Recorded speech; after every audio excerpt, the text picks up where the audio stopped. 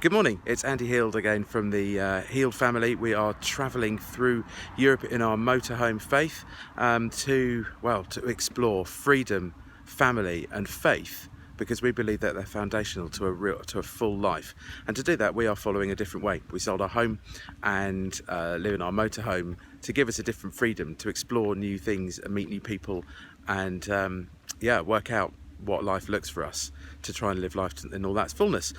So today I'm in kind of the not quite Alps, actually in a little village, little double village actually, called Saint-Pierre d'Entremont, and there are sort of two Saint-Pierre d'Entremonts, one either side of the river, because they were both in a different country, one in the Savoie and one in France for a while.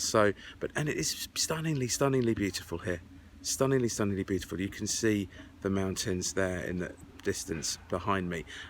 We can't see the one I'm standing on, but it's a lovely campsite, and if you're interested in the campsite details, it's fantastic. It's very inexpensive.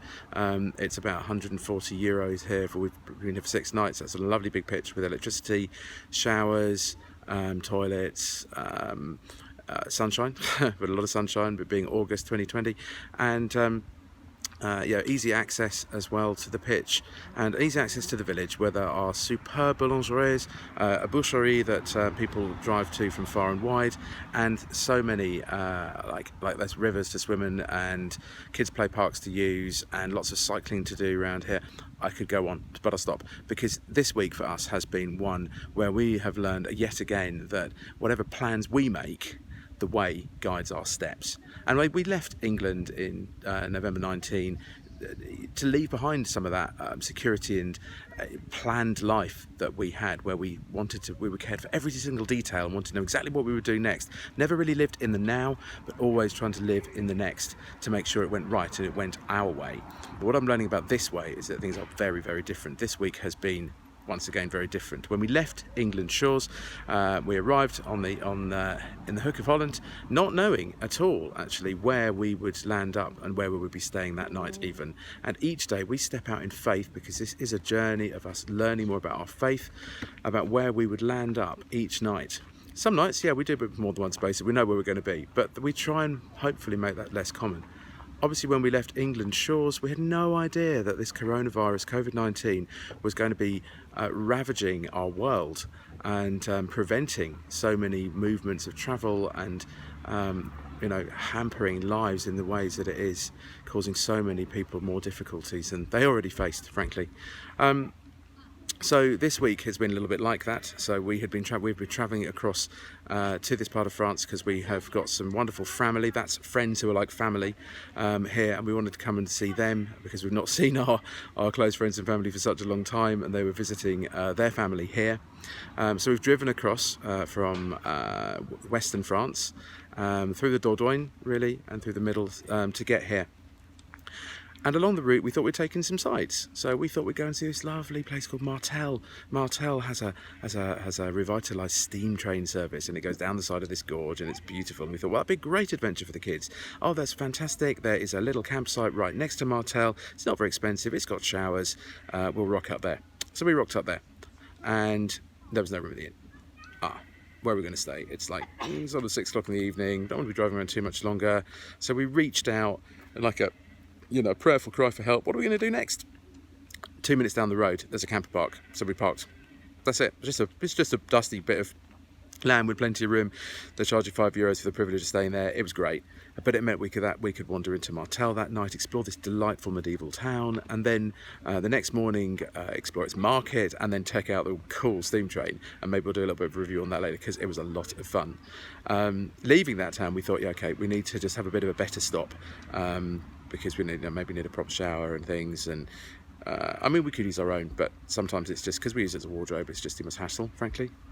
But hey, so we rocked up at this campsite in a place called Rocamadour. Rocamadour has some of the most fantastic cave paintings in, like the Grotte de Miracle, I think it's called, or the Cave of Miracles, and I think I've got that right. I'll put it up on the screen. And so we thought it'd be wonderful for us to see these amazing cave paintings, and for the kids to see them too. We get to the site, we phoned the site, the site's like, get here by 2 o'clock, it should be fine, we've got 7 spaces left, no problem at all. Okay, And they even phoned us back to say, yeah, you still coming? We're like, yeah, we're coming. We rock up, about 1:30. There's loads of campers parked outside. We get out, and the guy gets up and says, oh, they're shut. What? Yeah, the reception's closed. Okay, so we kind of hum and ha and think, what are we going to do? What are we going to do now? Are we going to hang around, wait here, and then park up and hope we get to the caves? We're still kind of got to get to be, you know, we have a certain deadline to meet, because with this, where I'm standing now, was booked. We knew you were going to be here by a certain date. And but it just felt like we were going to get hemmed in, blocked in. It was a little walk to the caves, and so we thought, you know what, let's just go and find a park and get our heads straight and work out what we do from here. Well, there are loads of places to park in Rocamadour. You can pay as much as you want, really. There's a few campsites, one that's quite expensive, mid-August, but we found a car park, literally a daytime car park, plenty of camper space, and you can park overnight too if you want. So we rocked up there and went and thought we'd go and get a drink, because it was, I don't know, 32 degrees or something at this point, hot, burning sunshine, beautiful, but hot and burning. Sat down, caves. Are there? Okay, we'll go into the caves, have a look. What's going on in the caves? We have no space until tomorrow at 1:30. All right, okay. Right, well, let's go and get some lunch. So we go and get some lunch and kind of sit there and mull and think, what are we going to do now then? Do we stay? Do we go? What else is here?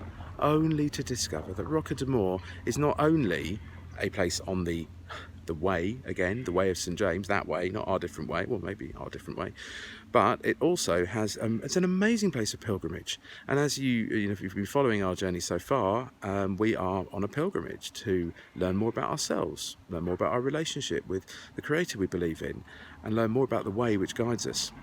So we explored this wonderful place. We thought we'd hang around, and lo and behold, we couldn't get into the caves. There was no space. Actually, we went back and checked. There was none for a group our size until later the next day, late in the afternoon. So we thought, okay, but what a place to explore down this beautiful gorge and stunning like chapels and chateau to look at, and beautiful views. So we had an amazing time there as well. So it wasn't to be, but what we found, where the way led us, was far greater.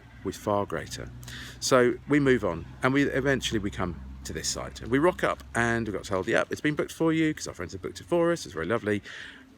No spaces. All the spaces for campers were taken, and there was no one in reception. Well, we contacted our friends. It all got sorted out. There'd been some confusion, and actually we got an amazing pitch here. We're in pitch 1. It's huge and beautiful views behind me, and as you can see, lovely village up there with an old rundown chateau which we visited yesterday.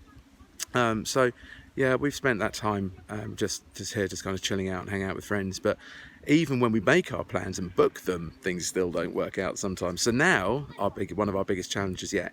It's mid-August, and there is, we've decided that we've been guided. We think that it's good to make a quick return visit to the UK. We can only go for 14 days because of our insurance, and then we have to come. We have to leave again, but this is fine. And there's a little bit of work that needs doing to the motorhome. That's cool. It's not urgent, but we could do to get it done, because we're 3 months overdue because of the COVID lockdowns. We were due to be back in England at the end of May. Didn't happen. So we want to go back now, but there's rumours of the quarantine. France, if France gets dropped off the corridor, then what do? I think we don't go back, because we can't see anybody. If we have to quarantine for 2 weeks, we have to go again. We can't take the vehicle out. So we are kind of hopeful that, although we've bought a ticket, we've bought a Eurotunnel shuttle ticket, we are going to make it across. So we go in faith yet again and see where the way will lead us, because what we're learning is this: we may make our plans, but the way guides our steps. Till next time, bye.